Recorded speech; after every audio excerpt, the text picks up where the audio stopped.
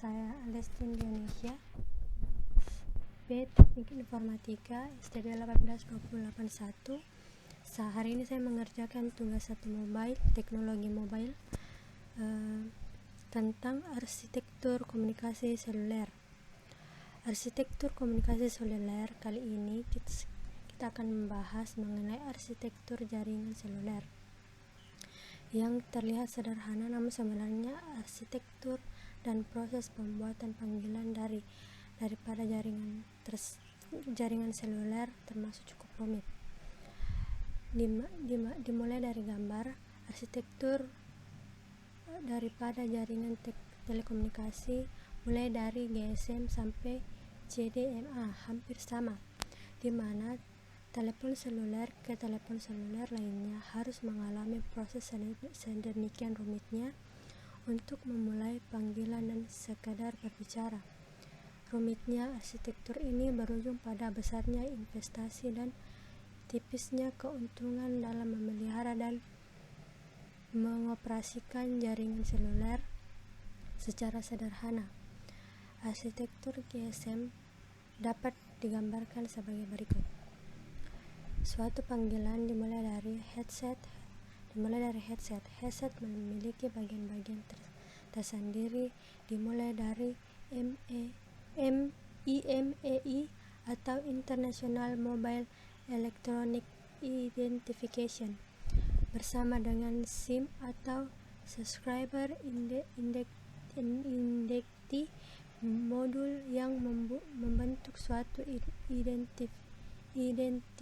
identitas daripada headset tersebut agar bisa diautentifikasi atau dikenali untuk membuat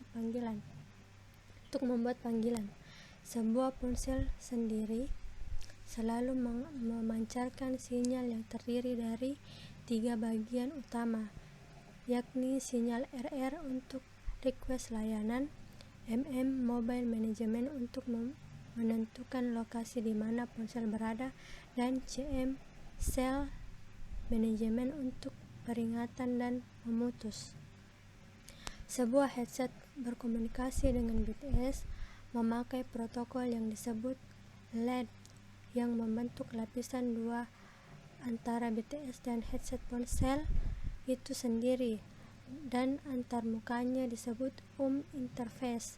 Kemudian dari BTS yang mengumpulkan panggilan-panggilan tersebut dikumpulkan di Base System Controller atau BSC.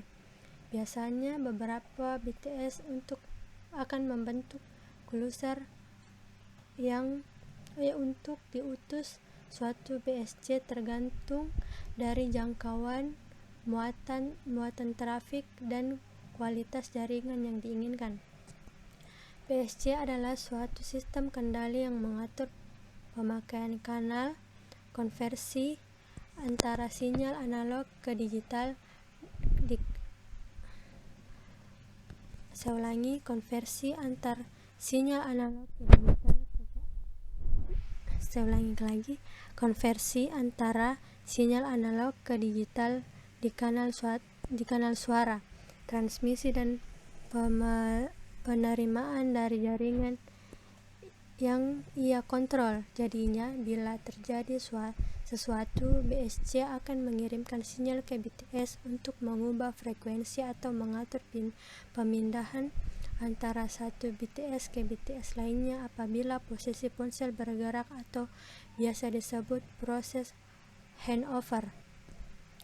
Pada suatu BSC, ia berkomunikasi dengan BTS menggunakan suatu antarmuka yang disebut ABIS yang dijalankan oleh sirkuit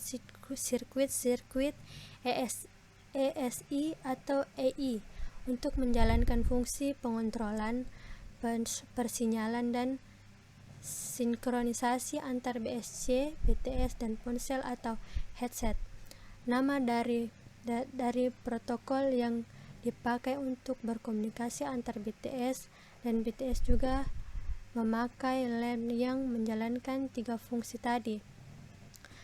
Sebuah BSC yang berkomunikasi dengan MSC suatu keharusan untuk meneruskan panggilan antar suatu BSC dan BSC lainnya untuk melakukan fungsi routing dan menagih biaya dari panggilan. Suatu MSC berhubungan dengan BSC dengan memakai antarmuka A atau A saja. Nah, yang untuk menempelkan pada MSC atau Mobile Street Center ini ada 4 bagian yang disebut 1. HLR atau Home Location Register yang digunakan untuk mengumpulkan data SIM pelanggan dan mengenali nomornya. Yang kedua, VLR atau Visitor Location Register untuk mencari pelanggan lain yang dipanggil oleh pelanggan. Yang ketiga, BSC sebagai subordinasi dari MSC dan meneruskan panggilan ke BTS. Yang keempat, yang terakhir adalah MSC lain untuk menangani proses handover bila ada pelanggan berpindah posisi dari satu area yang ditangani MSC tersebut ke area MSC lainnya. Definisi sel adalah area cakupan convert area dari radio base station. Daerah layanan ini dibagi menjadi daerah yang kecil-kecil yang disebut seluler, yang sifat pelanggan mampu bergerak secara bebas dalam area layanan sampai komunikasi tanpa menjadi putusan hubungan. Seluler dalam bahasa Inggris untuk seluler secara seluler artinya adalah sistem komunikasi jarak jauh tanpa kabel. Seluler adalah bentuk komunikasi modern yang ditujukan untuk menggantikan telepon rumah yang masih menggunakan kabel. Perkembangan teknologi informasi dalam bentuk telekomunikasi di Indonesia dengan adanya konversi TI dengan teknologi telekomunikasi membuat teknologi telah menjadi segalanya bagi manusia. Teknologi komunikasi, khususnya seluler, telah berkembang pesat di Indonesia. Hal ini dimungkinkan dengan penetrasi pasar yang besar terhadap kebutuhan teknologi telekomunikasi, khususnya yang bersifat mobile. Mobilitas dan tren mungkin yang menjadi faktor utama dari suksesnya teknologi ini.